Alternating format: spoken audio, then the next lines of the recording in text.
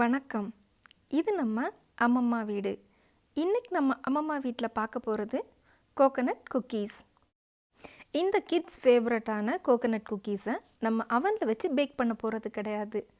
நம்ம அன்றாடம் யூஸ் பண்ணக்கூடிய கடாயிலேயே நம்ம அதை செய்ய போகிறோம். வாங்க எப்படி பண்ணலாங்கிறத பார்க்கலாம். Please do subscribe and click the notification bell for more yummy recipes from Mama Veedu. அரை கப் பவுடர்ட் சுகர், நல்லா உருக்குன நெய் 5-6 ஸ்பூன்,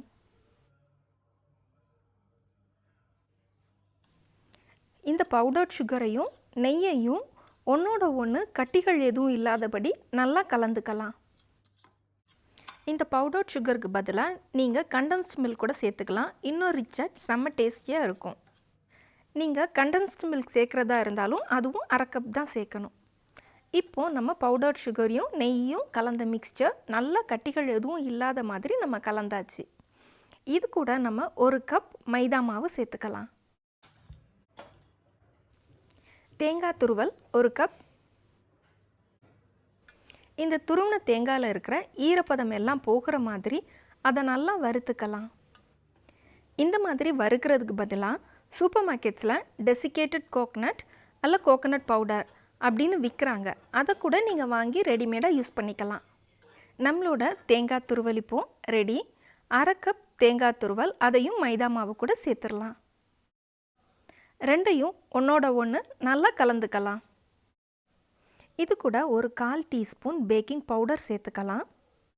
நம்ம சேர்த்த எல்லா ட்ரை இன்க்ரீடியன்ஸையும் பைண்ட் பண்ணுறதுக்காக 2 ஸ்பூன் பால் சேர்த்து நல்லா கையால் பிசைஞ்சிக்கோங்க. பாலை மொத்தமாக சேர்த்து பிசைஞ்சிட வேண்டாம். அதை ஒவ்வொரு ஸ்பூனாக சேர்த்து பிசைஞ்சிக்கலாம். பால் அதிகமாகிடுச்சு அப்படின்னா மாவு தண்ணியாயிரும்.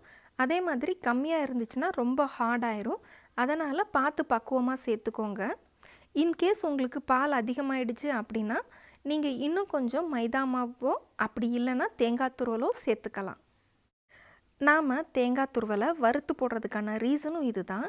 இன்கேஸ் நம்ம வறுக்காமல் போட்டோம் அப்படின்னா தேங்காய் துருவல்லேருந்து வரக்கூடிய பால் நம்ம பேக் பண்ணும்போது நம்மளோட குக்கீஸை சொதன்னு ஆக்கிரும். ரொம்ப தண்ணியாகவும் இல்லாமல் ரொம்ப கட்டியாகவும் இல்லாமல் நம்மளோட குக்கீஸ் பண்ணுறதுக்கான மாவு இப்போது ரெடி. ஒரு தட்டில் கொஞ்சமாக எண்ணெய் சேர்த்துக்கோங்க. அதை இந்த மாதிரி நல்லா எல்லா பக்கமும் ஓரங்களெல்லாம் படுற மாதிரி ஸ்ப்ரெட் பண்ணிக்கலாம். நல்லா முழுசாக எண்ணெய் தடவுனா இந்த தட்டில் மைதா மாவை கொஞ்சமாக தூவிக்கலாம். நம்ம தடவுன எண்ணெயில் மைதா மாவு முழுசாக கோட்டாகணும். அதுக்காக இந்த மாதிரி பண்ணி மைதா மாவு எண்ணெயில் எல்லா பக்கமும் ஒட்டுற மாதிரி நம்ம பண்ணிக்கலாம். ஓரங்களையும் மைதா மாவை லைட்டாக தூவி அதை நல்லா ஸ்ப்ரெட் பண்ணிக்கலாம். குக்கீஸை பேக் பண்ணுறதுக்காக மைதா மாவால் நம்ம கோட் பண்ணி வச்ச பிளேட் இப்போது ரெடி ஆயிடுச்சு. குக்கீஸ் செய்கிறதுக்கான மாவு, வறுத்த தேங்காய் துருவல், மைதா மாவால் கோட் பண்ண பிளேட் எல்லாமே ரெடி. இப்போ நம்ம குக்கீஸ் செய்ய ஆரம்பிச்சிடலாம். இந்த மாதிரி சின்ன சின்ன உருண்டைகளாக எடுத்து அதில் வெடிப்புகள் எதுவும் இல்லாத மாதிரி நல்லா உருட்டிக்கோங்க. இப்போ 2 கைக்கு நடுவில் வச்சு மிதமான அழுத்தம் கொடுங்க. அதை தேங்காய் துருவலில் நம்ம ஒரு தடவை புரட்டி எடுத்து பிளேட்டில் அரேஞ்ச் பண்ணிடலாம். இந்த மாதிரி எல்லா குக்கீஸையும் நம்ம ரெடி பண்ணி வச்சுக்கலாம். இன்றைக்கி நம்ம யூஸ் பண்ண 1 கப் மைதா மாவு, அரை கப் தேங்காய் இதெல்லாம் வச்சு 12லேருந்து 13 குக்கீஸ் வரைக்கும் செய்யலாம்.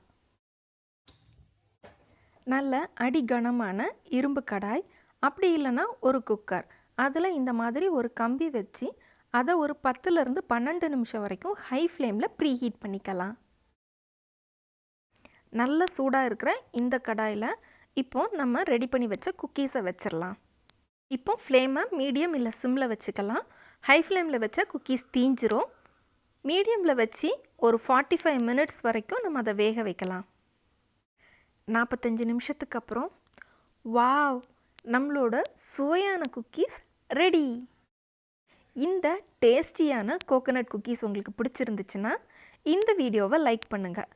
இந்த கோகனட் குக்கீஸை உங்கள் வீட்டில் செஞ்சு பார்த்துட்டு எப்படி இருந்துச்சுங்கிறத கீழே கமெண்ட் பாக்ஸில் கமெண்ட் பண்ணுங்கள். இந்த மாதிரி இன்னும் பல சுவையான ரெசிபீஸ் பற்றி தெரிஞ்சுக்கிறதுக்காக அம்மம்மா வீடு சேனலை சப்ஸ்கிரைப் பண்ணுங்கள். இந்த வீடியோவை உங்கள் ஃப்ரெண்ட்ஸ் அண்ட் ஃபேமிலிக்கு ஷேர் பண்ணுங்கள். நன்றி.